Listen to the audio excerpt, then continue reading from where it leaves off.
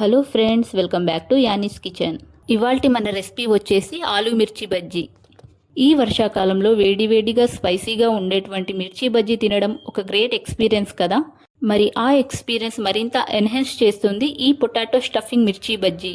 ఈ మిర్చి బజ్జీ బయట ఎంతో క్రిస్పీగా, లోపల సాఫ్ట్గా ఇంకా స్పైసీగా చాలా బాగుంటుంది. మీరు కూడా ఈ వర్షాకాలంలో స్నాక్స్గా మిర్చి బజ్జీ చేయాలి అనుకుంటే డెఫినెట్గా ఈ మిర్చి బజ్జీ ట్రై చేయండి. చల్లటి వాతావరణంలో సాయంత్రం వేడివేడి టీతో పాటు తినడానికి ఈ మిర్చి బజ్జీ చాలా బాగుంటుందండి. మరి డిఫరెంట్ స్టైల్లో చేసే ఈ ఆలు మిర్చి బజ్జీని క్రిస్పీగా సింపుల్గా చేసే ప్రాసెస్ ఏంటో ఇప్పుడు చూసేద్దాం. ముందుగా ఈ మిర్చి బజ్జీ కోసం నేను ఇక్కడ 10 నుంచి 12 మిరపకాయల్ని కడిగి తీసుకున్నానండి. ఫస్ట్ వీటిని కట్ చేసి ఇందులో ఉన్న గింజలన్నీ తీసేద్దాం. అంటే ఇక్కడ మనం ఆలుతో స్టఫ్ చేస్తున్నాం కాబట్టి ఇలా గింజలన్నీ తీసేసి తీసుకోవడం వలన స్పైసీ అనేది ఉండదు. అలాగే మనం ఆలుని కూడా పర్ఫెక్ట్గా స్టఫ్ చేసుకోవచ్చు. మిరపకాయ చివరన ఇలా టిప్ని కట్ చేసి తీసుకుంటే బజ్జీ చూడడానికి బాగుంటుంది. ఇలా లోపల గింజలన్నీ తీసుకుందాం. నేనైతే మిర్చిలో ఉన్న గింజలన్నిటిని తీసేసి తీసుకుంటున్నాను. మీకు మిర్చి స్పైసీగా కావాలంటే అలానే వదిలేయండి. చూడండి, గింజలన్నీ తీసేసి ఇలా తీసుకుంటున్నాను. లోపలున్న గుజ్జుని కూడా తీసేసి తీసుకుంటున్నాను. ఇలా గింజలన్నిటిని తీసేసి పక్కన పెట్టుకోవాలి. నెక్స్ట్ మనం ఆలు స్టఫింగ్ని ప్రిపేర్ చేద్దాం. దీనికోసం నేను ఇక్కడ 3 మీడియం సైజ్ పొటాటోస్ని ఉడికించుకొని తొక్క తీసి మిక్సింగ్ బౌల్లో వేసుకున్నాను. ఈ ఆలుని చేత్తో కానీ ఇలా బ్లెండర్తో కానీ మ్యాష్ చేసి తీసుకుందాం.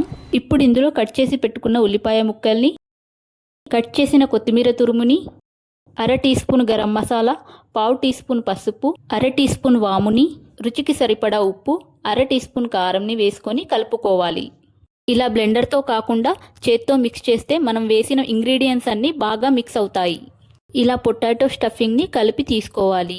స్టఫింగ్ని బాగా కలిపాక మనం కట్ చేసి పెట్టుకున్న మిరపకాయల్ని తీసుకొని ఇలా కొంచెం కొంచెంగా ఆలు మిక్స్ని తీసుకొని మిరపకాయల్లో స్టఫింగ్ చేసుకుందాం. ఈ ఆలు స్టఫింగ్ని మిరపకాయల్లో ఫుల్గా నింపండి. అంటే ఫుల్గా స్టఫ్ చేసి తీసుకోవాలన్నమాట. ఇలా స్పూన్తో కానీ చేత్తో కానీ ఆలు స్టఫ్ అంతా పట్టేలా మిర్చిని స్టఫ్ చేసుకోవాలి. ఇలా అన్ని మిరపకాయలు ఆలు స్టఫింగ్ని ఫుల్గా నింపి పక్కన పెట్టుకోవాలి. వీటిని పక్కన పెట్టి మరొక మిక్సింగ్ బౌల్ తీసుకుందాం. ఇప్పుడు ఇందులో 2 కప్పుల శనగపిండిని, గ్రామ్స్లో అయితే 300 గ్రామ్స్ తీసుకుంటే సరిపోతుంది. 2 టీ స్పూన్ల రైస్ ఫ్లోర్ని కూడా తీసుకుందాం. తర్వాత ఈ రెండింటిని ఒకసారి మిక్స్ చేయండి. ఇప్పుడు ఇందులో 1/2 టీ స్పూన్ పసుపు, 1/2 టీ స్పూన్ కారం, రుచికి సరిపడా ఉప్పు, 1/2 టీ స్పూన్ వంట సోడా, 1/2 టీ స్పూన్ వాముని వేసుకొని కలుపుకోండి. మనం వేసిన డ్రై ఇంగ్రీడియంట్స్ అన్నీ ఒకసారి కలుపుకున్నాక వాటర్ని కొంచెం కొంచెంగా వేస్తూ కలుపుకుందాం. ఫస్ట్ కొంచెం వాటర్ వేసి కలిపి ఆ తర్వాత కన్సిస్టెన్సీకి సరిపడా వాటర్ని వేసి ఇలా చిక్కగా ఉండలు లేకుండా కలుపుకోవాలి. పిండి పట్టేలా ఇలా చిక్కగా కలుపుకోండి. ఈ కన్సిస్టెన్సీ వచ్చేలా కలుపుకోవాలి. పిండిని ఎంత బాగా కలుపుకుంటే మిర్చి బజ్జీ అంత సాఫ్ట్గా వస్తుంది. పిండిని ఇలా కలిపాక డీప్ ఫ్రైకి సరిపడా ఆయిల్ని తీసుకొని ఆయిల్ని బాగా వేడి చేయాలి. ఆయిల్ బాగా వేడైన తర్వాతనే మనం కలిపిన పిండిలో ఆలు మిర్చి బజ్జీని ఇలా డిప్ చేస్తూ వేయాలి. మనం ఇందులో ఆలుని స్టఫ్ చేస్తున్నాం కదా, అది ఫుల్గా కవర్ అయ్యేలాగా పిండితో కోటింగ్ చేసి ఆయిల్లో వేయాలి.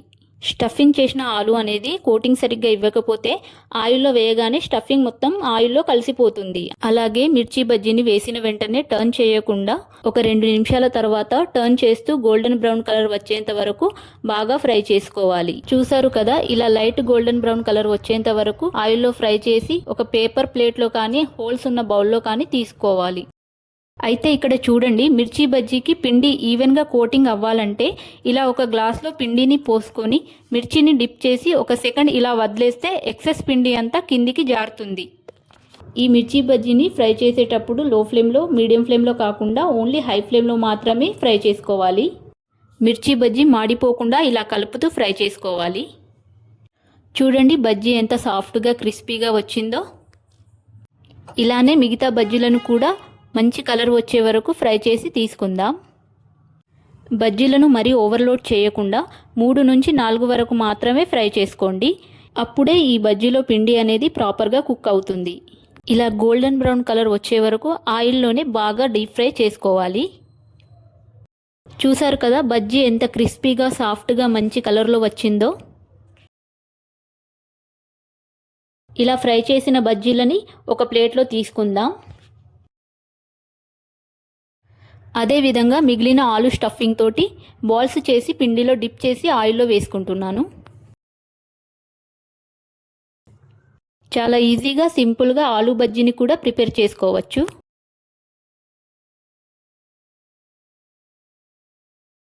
వీటిని కూడా ఆయిల్లో బాగా ఫ్రై చేసి మంచి కలర్ వచ్చాక ప్లేట్లో తీసుకోండి. అంతే, వేడి వేడి స్టఫింగ్ మిర్చి బజ్జీ రెడీ. చూసారు కదా స్టఫింగ్ మిర్చి బజ్జీ రెడీ అయిపోయింది. ఇప్పుడు దీన్ని ఒక ప్లేట్లో వేసుకొని సర్వ్ చేసుకుందాం. ఇలా ఒక మిర్చి బజ్జీని కట్ చేసి చూడండి ఎంత సాఫ్ట్గా ఉందో లోపల. మరెందుకు ఆలస్యం, మీరు కూడా ఈ వర్షాకాలంలో మిర్చి బజ్జీ చేయాలి అనుకుంటే ఇలా ఒకసారి ఆలు స్టఫింగ్తో మిర్చి బజ్జీ ట్రై చేయండి.